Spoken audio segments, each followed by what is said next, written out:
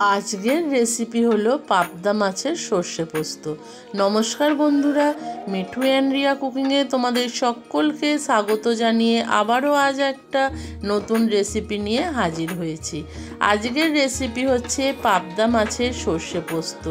এই পাবদা মাছের সর্ষে পোস্তটা আমরা কিভাবে বানাই সেটাই তোমাদের সাথে শেয়ার করব।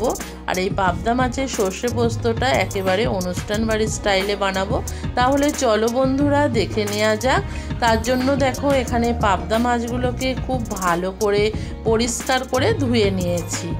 এখানে আমার 1 কিলো পাবদা মাছ আছে। এবার এই মাছের মধ্যে লবণ দিয়ে দিলাম, হলুদ দিয়ে দিলাম, আর দিয়ে এখানে দিয়ে দেব সর্ষের তেল। এই সর্ষের তেলটা মাছের মধ্যে মাখিয়ে নেবে, দেখবে খুব সুন্দরভাবে মাছটা ভাজা যাবে। মাছটা তেলে দেওয়ার পর যে ফোটে সেটা আর ফুটবে না। এটা মাখানো হয়ে গেছে। এবার এটা সরিয়ে রেখে একটা কড়া বসিয়ে দিলাম। কড়ার মধ্যে সর্ষের তেল দিয়ে দেব। তেলটাকে খুব ভালোভাবে গরম করে নিতে হবে। তেলটা যদি কম গরম হয় তাহলে দেখবে মাছগুলো কড়ার গায়ে আটকে যেতে পারে। তার জন্য তেলটাকে খুব সুন্দরভাবে গরম করে নিয়ে একে একে মাছগুলোকে দিয়ে খুব ভালোভাবে উল্টে পাল্টে ভেজে নেব। এই মাছগুলোকে এখানে খুব সুন্দরভাবে দেখো ভাজা হয়ে গেছে। এবার এই মাছগুলোকে আমি তুলে নেব। আর এই মাছগুলো না ভাজবার সময় দেখবে একটু ফোটে, খুব সাবধানে ভাজবে। এবার মাছটাকে আমি তুলে নিলাম। মাছটা আমার ভাজা হয়ে গেছে।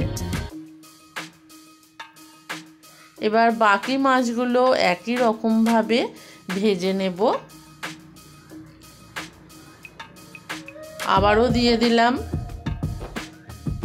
দিয়ে এই মাছগুলোকেও উল্টে পাল্টে আমি ভালোভাবে ভেজে নিয়েছি, ভেজে তুলে নেব। এই মাছটা রান্না করা খুবই সোজা।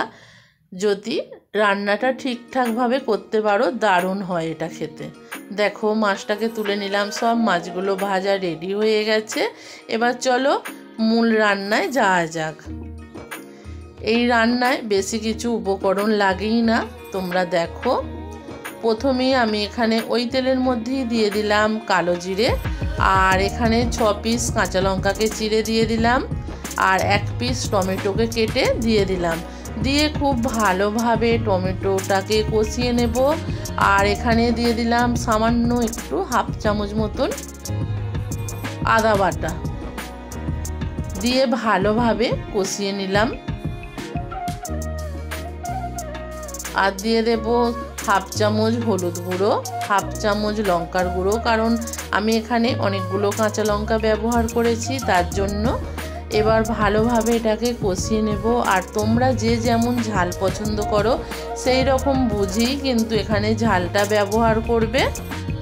দেখো মশলাটা খুব ভালোভাবে কষানো হয়ে গেছে আর তেল ছেড়ে বেরিয়ে এসেছে। এবার আমি এখানে দিয়ে দেব সর্ষে আর পোস্ত বাটার পেস্ট।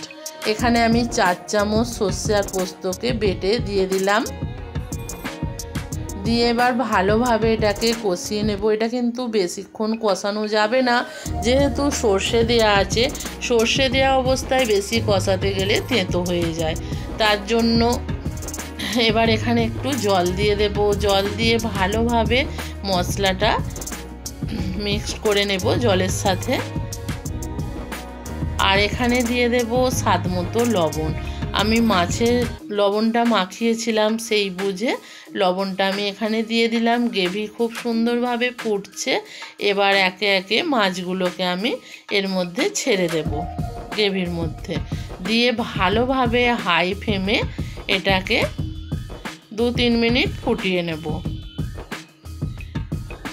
আর এবার মাছটার ওপর থেকে দিয়ে দেব 1 চামচ মতন সর্ষের তেল। এতে না মাছের ফ্লেভারটা খুব ঝাঁঝালো হয়, খেতেও ভালো লাগে। আজকের রেসিপিটা তোমাদের কেমন লাগলো অবশ্যই লাইক কমেন্ট শেয়ার করবে। তোমাদের যদি আজকের রেসিপিটা ভালো লাগে অবশ্যই বাড়িতে একবার হলেও ট্রাই করবে বন্ধুরা। আমরা সবাই কিন্তু পাবদা মাছ রান্না করতে পারি, কিন্তু রান্নার ধরনটা এক একজনের এক এক রকম। তার জন্যই বলছি তোমরা এই রকমভাবে একবার হলেও ট্রাই করবে। দেখো রেডি হয়ে গেছে, চলো সার্ভ করে নিই। আজকের রেসিপিটা তোমাদের যদি ভালো লাগে আমার চ্যানেলটাকে একটু সাপোর্ট করবে বন্ধুরা, কারণ তোমাদের সাহায্য ছাড়া কিন্তু আমরা কখনোই এগিয়ে যেতে পারবো না। আর আজকের মতো ভিডিওটা আমি এখানেই শেষ করছি। আবারও দেখা হবে পরের দিন নতুন কোনো এক ভিডিওর সাথে। ততক্ষণের জন্য সকলে ভালো থেকো, সুস্থ থেকো, আর পরিবারের সকলকে নিয়ে ভালো খেতে থাকো, ভালো খাওয়াতে থাকো। আজকের মতো এখানেই শেষ করলাম।